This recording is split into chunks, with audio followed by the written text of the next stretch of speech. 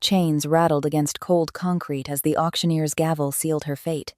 Sylvia Carmichael, stripped of everything but her name, just became property, sold for $2 million to a billionaire alpha who despises her kind. Little did he know, he just purchased his ultimate undoing. Neon lights flickered through the frosted windows of the abandoned warehouse in the industrial district of Portland, Oregon. To the human eye, it was just another defunct shipping facility slated for demolition. To the supernatural underworld, it was the West Coast's most exclusive, heavily guarded auction house. Sylvia Carmichael sat in a sterile, white holding room, her wrists secured with silver-laced zip ties that burned against her pale skin. She kept her head down, her breathing shallow, relying on the heavy dose of black market suppressants coursing through her veins. She had purchased them from a rogue pharmacist in Seattle, a human who didn't ask questions so long as the cash was untraceable. The pills suppressed her unique, intoxicating omega scent, replacing it with the dull, unremarkable odor of a beta. She was here because of a debt. Her father, a desperate man who gambled away their family's modest logistics company, had borrowed heavily from the wrong pack. When he couldn't pay, they didn't break his legs. They took his daughter. "Stand up, Lot 42, a gruff voice barked. A guard shoved her forward. Sylvia stumbled into the blinding lights of the auction stage. Below her sat dozens of men and women in tailored suits, holding numbered paddles. These were the elite alphas of North America. They didn't look like monsters from folklore. They looked like Wall Street executives, Silicon Valley tech bros, and old money aristocrats. In the back row, shrouded in the shadows of the VIP section, sat Douglas Hayes. Douglas was the alpha of the Obsidian Ridge Pack, a sprawling territory nestled deep in the Cascade Mountains. In the human world, he was the CEO of Hayes Global Holdings, a ruthless private equity firm known for liquidating vulnerable companies. He was entirely business-oriented, cold, and notoriously unattached. At 32, he had no mate, no Luna, and zero interest in finding one. Love was an unpredictable variable, and Douglas Hayes did not tolerate variables. However, he had a problem. 3 months ago, his younger sister and her mate were killed in a tragic plane crash over the Rockies, leaving behind a traumatized 4-year-old son, Leo. The pup had not spoken a word since the accident. Douglas's compound was filled with hardened warriors and calculating betas, none of whom knew how to raise a grieving child. His public relations team in Seattle had even suggested hiring a human nanny, but the risk of exposing their true nature was too high. He needed an omega, someone biologically hardwired for maternal care, but someone he could own and control completely. A contract employee bound by something stronger than a non-disclosure agreement. "Bidding begins at $500,000, the auctioneer announced, his voice echoing through the PA system. 600, a sleazy-looking alpha from Nevada called out. 7, Douglas stared at the woman on the stage. She was small, dressed in a plain gray sweatsuit, her chestnut hair falling in tangled waves over her face. She looked broken. Perfect. She wouldn't ask for affection, and she wouldn't demand a place at his side. 1 million, Douglas said, his voice cutting through the murmurs like a physical blade. The room went silent. The auctioneer stammered, 1 million to paddle 7. Do I hear 1.1? The Nevada Alpha glared, but lowered his paddle. Douglas's reputation preceded him. Crossing him meant financial and physical ruin. 2 million, Douglas added softly, not even waiting for a counterbid. Wrap it up. I have a flight to catch. The gavel slammed. Sold. To Mr. Hayes. 30 minutes later, the transaction was completed via a secure wire transfer through a Swiss bank account. Sylvia was escorted out of the warehouse's loading dock and pushed into the back of a blacked-out Range Rover. The leather seats were freezing. A moment later, the opposite door opened, and a massive wall of muscle and expensive cologne slid into the seat next to her. Douglas Hayes didn't look at her. He opened a sleek iPad, the blue light illuminating his sharp jawline and piercing gray eyes. He wore a dark navy Tom Ford suit, looking every bit the corporate shark.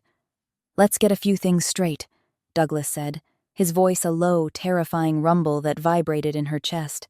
I did not buy you for my bed. I bought you to do a job. You will be the caretaker for my nephew Leo. You will feed him, bathe him, and keep him out of my way." Sylvia swallowed hard, her throat dry. I am not a nanny. I don't know how. You are an Omega," Douglas interrupted coldly, swiping a finger across his screen. "Biology dictates you will know how. You will be given a suite in the east wing of my compound. You will have a generous allowance, and you will wear clothing that reflects well on my household. In return, you will follow my orders absolutely. You will not look me in the eye. You will not speak to me unless spoken to. If you try to run, my head of security will hunt you down. Do we understand each other?" Sylvia stared at his profile. He was treating her like a newly acquired asset in a hostile corporate takeover. The sheer arrogance of the man ignited a tiny, rebellious spark deep within her suppressed wolf. "I understand that you paid $2 million for a babysitter," Sylvia whispered, her voice surprisingly steady. "You must be terrible with children." The Range Rover swerved slightly as the driver, a burly beta in the front seat, gasped. Douglas's finger stopped moving on the iPad. He slowly turned his head, his gray eyes locking onto her hazel ones. The air in the car suddenly grew heavy, thick with the crushing weight of an alpha's dominance. It was a pressure meant to force subordinates to their knees. Sylvia felt the urge to whimper, to bare her neck in submission, but she clenched her jaw and held his gaze for 3 agonizing seconds before looking down at her lap. "You have a sharp tongue for a slave, miss." "Carmichael," Douglas murmured, a dangerous edge to his tone. "Enjoy the ride. It's the last time you'll speak to me with such disrespect." Gravel crunched beneath the heavy tires as the convoy of SUVs passed through the towering wrought iron gates of the Obsidian Ridge estate. It wasn't a rustic cabin. It was a sprawling, modern fortress of glass, steel, and dark stone built into the side of a mountain, overlooking a dense valley of evergreen trees. Sylvia stepped out into the freezing mountain air. The altitude was staggering. She hugged her thin arms, shivering as the wind whipped around her. "Take her to the east wing," Douglas ordered a tall, serious-looking man waiting on the steps. "Get her a proper coat. She looks like a vagrant." Without another word, Douglas strode into the mansion, his phone already pressed to his ear, barking orders about a merger in Tokyo. The tall man sighed and offered a tight smile. "I'm Silas, beta of the pack, and Douglas's chief of staff. Follow me." The interior of the house was aggressively masculine, lots of dark leather, slate floors, and minimalist art. It felt more like a high-end corporate retreat than a home. Silas led her down a long corridor to a spacious, beautifully furnished suite. A thick Patagonia fleece jacket was draped over the velvet armchair. "Put that on," Silas said gently. "Martha, our housekeeper, will bring you dinner. Tomorrow, you meet Leo." Silas paused in the doorway, his nostrils flaring slightly. He frowned, looking at Sylvia with a hint of suspicion. "You smell muted, like bleach and old paper. Are you ill?" Sylvia's heart skipped a beat. The suppressants, the stress of the auction, and the sudden change in altitude were causing her metabolism to burn through the drugs faster than usual. "Just exhausted," she lied smoothly. "It's been a long day." Silas nodded slowly, though his eyes remained wary. "Rest up. This house runs on a strict schedule." The next morning, Sylvia was introduced to Leo. The pup was small for his age, with messy black hair and wide, terrified gray eyes that perfectly mirrored his uncle's. He sat in the center of a massive, sterile playroom, clutching a worn stuffed wolf, staring blankly at the wall. Sylvia's heart shattered. She knew what it was like to lose everything in an instant. She didn't approach him with loud, fake enthusiasm. Instead, she quietly sat on the floor a few feet away, grabbed a box of wooden blocks, and simply started building a tower. She didn't look at him. She just built. 20 minutes later, she heard the soft shuffle of socks on the hardwood floor. A small, trembling hand reached out and placed a blue block on top of her tower. Sylvia smiled, a genuine, warm expression.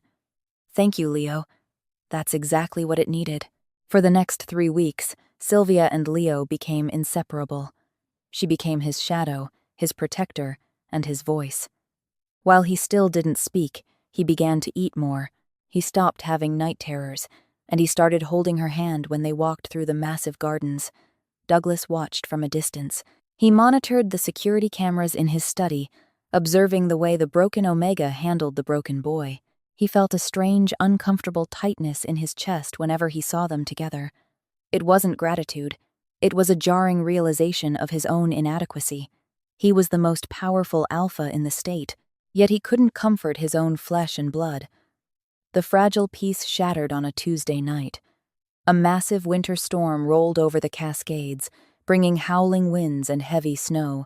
Shortly after dinner, lightning struck a nearby transformer, plunging the entire estate into pitch blackness. A blood-curdling scream echoed from the east wing. Douglas was out of his study before his conscious mind registered the sound. His wolf tore through the darkness, sprinting down the hallway toward the playroom.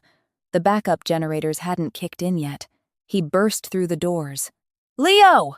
In the corner of the room, illuminated only by the frantic flashes of lightning outside, Sylvia was huddled on the floor. She had wrapped her body completely around the trembling boy, shielding him.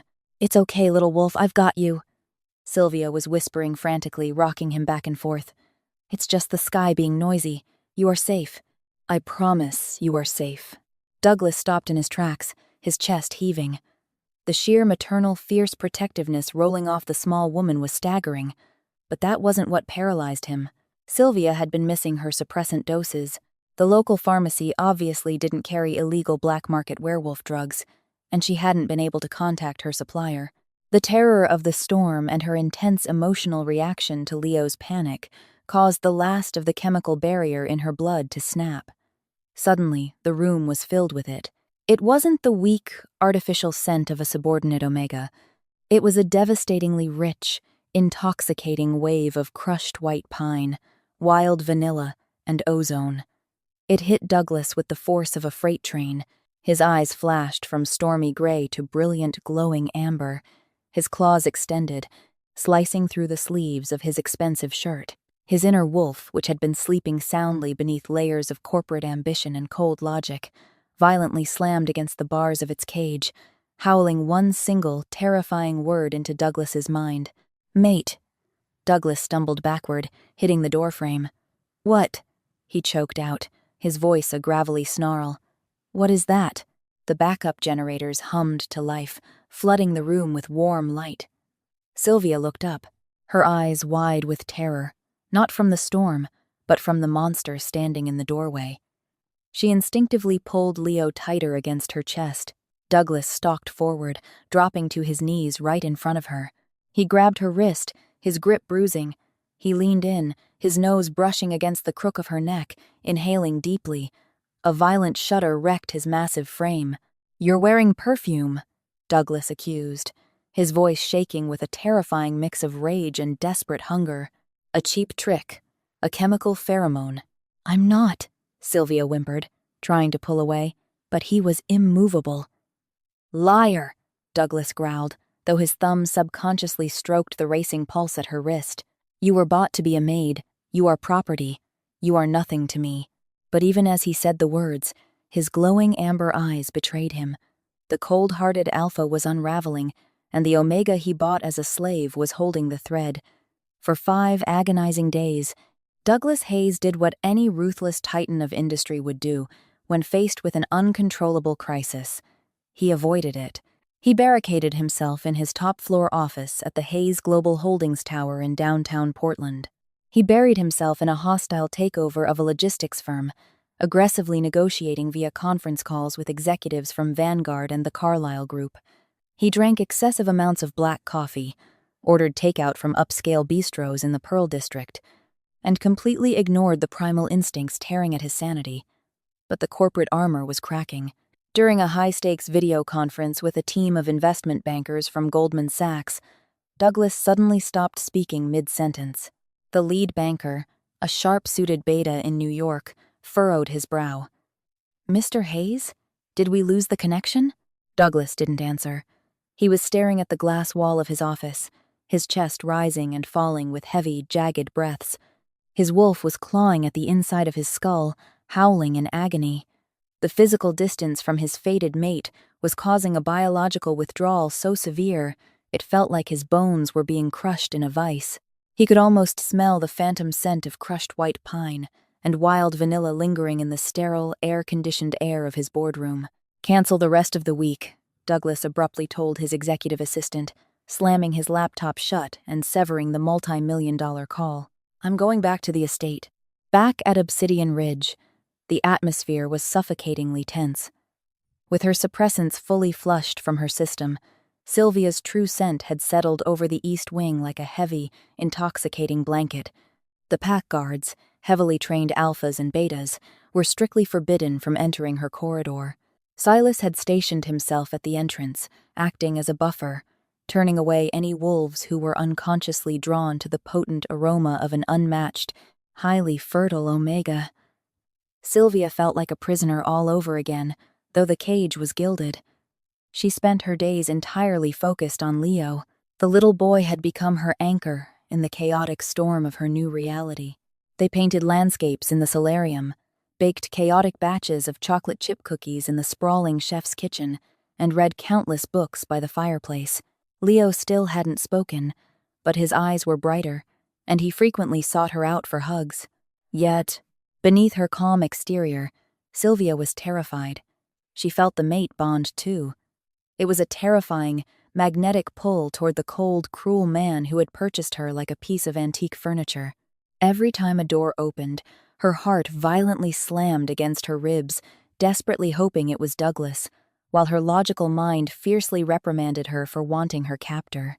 The collision course reached its breaking point on a Friday evening. Sylvia was in the estate's massive library, sitting on a Persian rug with Leo, helping him piece together a complex puzzle of Mount Hood. The heavy oak doors swung open. Douglas stood in the threshold. He looked terrible. His usually immaculate suit was wrinkled, his tie was discarded, and dark circles bruised the skin beneath his glowing gray eyes.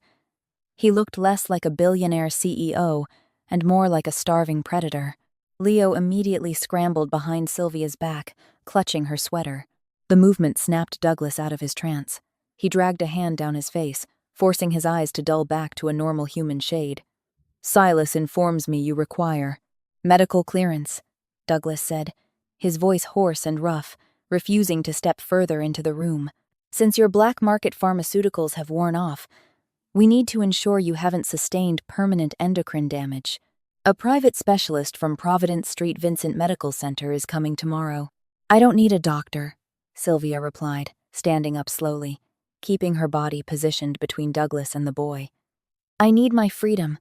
You know what this is, Douglas. You know what we are to each other. You can't keep me here as an employee." Douglas's jaw clenched so hard a muscle ticked in his cheek. "I bought a caretaker. I signed a contract. I wired $2 million to the auction house. That is the reality, Sylvia. Pack folklore and biological parlor tricks do not dictate my life. I run an empire. I do not have time for the vulnerability of a mate." "Vulnerability?" Sylvia let out a bitter, incredulous laugh. She stepped away from Leo, walking toward the center of the room. The fear was suddenly gone, replaced by the righteous anger of an Omega who knew her worth. "You think this bond makes you weak? Look at yourself, you are terrified. You're hiding behind your money and your suits because you are too much of a coward to face the fact that you can't control the universe. You can buy companies, Douglas. You cannot buy a soul." The air pressure in the room dropped instantly. Douglas closed the distance between them in a blur of inhuman speed. Before Sylvia could blink, she was pressed against the towering bookshelves, Douglas's massive hands flat against the wood on either side of her head, caging her in. He was so close she could feel the heat radiating off his skin. His scent dark cedar, ozone, and power wrapped around her, making her knees weak. "Do not mistake my restraint for weakness, little wolf," Douglas whispered, his breath ghosting over her lips. "I could claim you right now. I could mark you, and there isn't a force on this earth that could stop me. But I won't, because I am a man of logic, not a beast ruled by hormones." "Then let me go," she whispered back, staring defiantly up into his eyes. Douglas stared at her mouth, his pupils dilated so wide his eyes looked black. A torturous second ticked by. Then, slowly, painfully, he pushed himself away. "Never. You belong to this house. You belong to Leo. You stay. He turned and walked out, the heavy doors clicking shut behind him. Sylvia slid down the bookshelf, putting her head in her hands, entirely unsure how long she could survive this beautiful, agonizing torture. Little did they know, their internal war was about to be interrupted by a very external threat. Miles away, in a gritty roadhouse on the outskirts of Seattle, Donovan, the ruthless alpha of the Iron Fang pack who had originally forced Sylvia's father into bankruptcy, was staring at a grainy photograph slid across a sticky table. "You're sure?" Donovan growled, tracing the image of Sylvia stepping out of Douglas's SUV at the Obsidian Ridge gates. "Positive," a greasy-haired beta nodded. "Hayes bought her at the underground auction, paid $2 million. But here's the kicker, boss. Word from an inside source at his compound says she ain't just a maid. She's his fated mate. He's keeping it quiet, but the scent is unmistakable." A wicked, greedy smile spread across Donovan's scarred face. Douglas Hayes had a monopoly on the West Coast's real estate and private equity markets. He was untouchable. But every king has a weakness. "Gather the strike team," Donovan commanded, standing up. "We aren't going to kill the great Douglas Hayes. We're going to steal his heart, and then we're going to make him sign over his empire to get her back." The attack was orchestrated with mercenary precision. At 2:00 a.m. on a moonless Tuesday, Donovan's tech experts hacked the Obsidian Ridge mainframe, temporarily disabling the biometric locks and looping the camera feeds. A dozen heavily armed Iron Fang wolves breached the perimeter, slipping through the evergreens and scaling the stone walls of the East Wing. Their singular target, the Omega's suite. Sylvia woke to the sound of breaking glass. The chilling absence of the usual nocturnal patrols sent a spike of pure adrenaline flooding her veins. Throwing off her heavy duvet, she sprinted barefoot across the hallway to Leo's room. The boy sat up in bed, paralyzed by silent terror. "Leo, come here. Now," Sylvia commanded in an urgent whisper. She hauled him into her arms and backed into the dark walk-in closet, hiding them behind a heavy row of winter coats. "Don't make a sound, sweetie," she breathed, grabbing a solid brass shoehorn. It was a pathetic weapon against an alpha, but she would die before letting anyone touch the child. The bedroom door shattered inward. Heavy boots crunched over the debris, bringing the sour, metallic scent of rogue wolves. "Sniff her out," a gruff voice ordered. "Don't damage her too much. Donovan wants her pretty for the ransom video." Sylvia held her breath, clamping a gentle hand over Leo's mouth. Suddenly, the coats were ripped away. A massive, scarred wolf in human form grinned down at her. Found the prize. Ancient, fiercely maternal instinct hijacked Sylvia's brain. With a vicious snarl, she drove the heavy brass shoehorn directly into the attacker's eye socket. The man screamed, stumbling backward and clutching his bleeding face. "Run, Leo!" Sylvia shoved the boy toward the doorway, launching herself at the second attacker to buy him time. She fought fiercely, but she was a petite Omega against hardened mercenaries. A brutal backhand caught her jaw, sending her crashing into the mahogany dresser. Copper flooded her mouth as the man grabbed her hair, dragging her toward the broken window. Suddenly, the air pressure in the room completely shattered. An apocalyptic roar shook the estate's foundation. It was the sound of a god of war unleashed. Douglas burst through the doorway, fully shifted.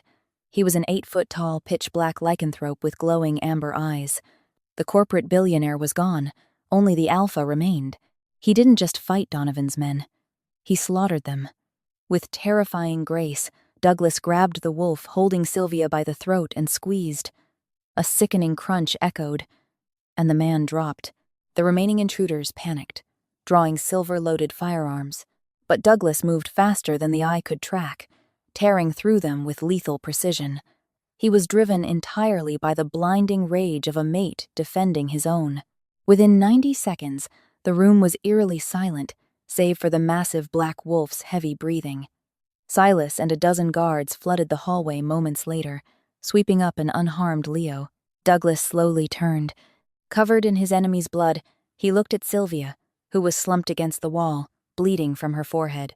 The giant beast dropped to its front knees, a mournful whine vibrating in its chest. Agonizingly, bone and muscle snapped as Douglas shifted back into his human form. Naked and covered in gore, he crawled toward Sylvia over the broken glass, ignoring the shards slicing into his knees. "Sylvia," he choked out, shedding every ounce of his calculated CEO persona.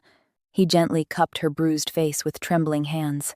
"Sylvia, look at me. Please." She blinked, her hazel eyes focusing on his terrified gray ones.